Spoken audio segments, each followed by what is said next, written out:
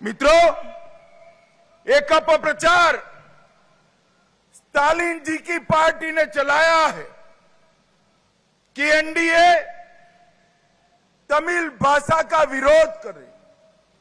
मैं आज तमिलनाडु की जनता को बताना चाहता हूं कि आईएएस आईपीएस के एग्जामिनेशन में सबसे पहले तमिल भाषा में एग्जाम लेने की शुरुआत नरेंद्र मोदी जी ने कराई। ஸ்டாலின் அவர்கள் என்ன பரப்புரை செய்கிறார் என்று சொன்னால், என்டிஏ அரசாங்கம் நம்முடைய தொன்மையான தமிழுக்கு எதிரானது என்று பரப்புரை அவர் செய்து வருகின்றார். ஆனால் நமது என்டிஏ அரசாங்கம் ஐஏஎஸ் ஐபிஎஸ் தேர்வுகளிலே இந்த அரசாங்கம் தான் முதன்முறையாக தமிழை அறிமுகம் செய்திருக்கிறது.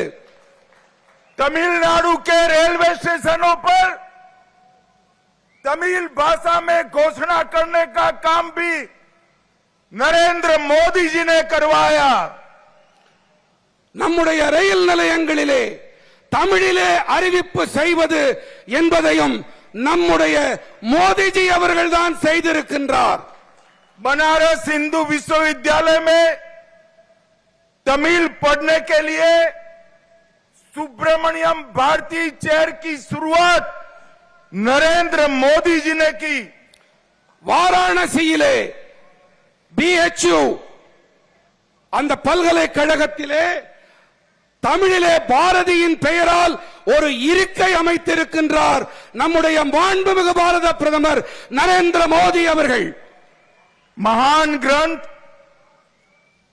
तिरुकुरल का भारत की 13 भाषाओं में अनुवाद नरेंद्र मोदी जी ने कराया।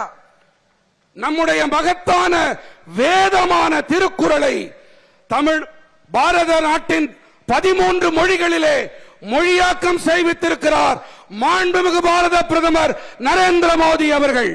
मेडिकल और इंजीनियरिंग की परीक्षाएं तमिल भाषा में लेने की शुरुआत नरेंद्र मोदी जी ने कराई। தேர்வுகளை தமிழிலே எதிர்கொள்ளக்கூடிய வசதிகளை ஏற்படுத்தி கொடுத்திருக்கிறார் மாண்புமிகு பாரத பிரதமர் நரேந்திர மோடி அவர்கள். भारत सरकार ने फिजी में तमिल भाषा में शिक्षण कार्यक्रम की शुरुआत कराई। நம்முடைய பாரத அரசு பிஜி தீவுகளிலே தமிழை கற்பிப்பதற்காகவும் தமிழை கற்றுக்கொள்வதற்காகவும் வசதி வாய்ப்புகளை ஏற்படுத்தி அமைத்து கொடுத்திருக்கின்றது. और महान सेंगोल को इतने सालों से कांग्रेस डीएमके ने एक म्यूजियम में रखा था, नरेंद्र मोदी जी ने सेंगोल को पार्लियामेंट में स्थापित करने का काम किया। மாபெரும் மகத்தான செங்கோலினை இத்தனை ஆண்டு காலம் காங்கிரஸ் மற்றும் திராவிட முன்னேற்ற கழகம் அவர்கள் அருங்காட்சியகத்திலே வைத்து பாதுகாத்திருந்தார்கள். ஆனால் நம்முடைய பாரத பிரதமர் மாண்புமிகு நரேந்திர மோடி அவர்கள்தான் அதனை இன்று நாடாளுமன்றத்திலே வைத்து அழகு பார்க்கிறார். अभी अभी भारत के उपराष्ट्रपति पद पर हमारे श्रीमान राधाकृष्णन जी को चुनकर लाने का काम भी बीजेपी और नरेंद्र मोदी जी ने किया।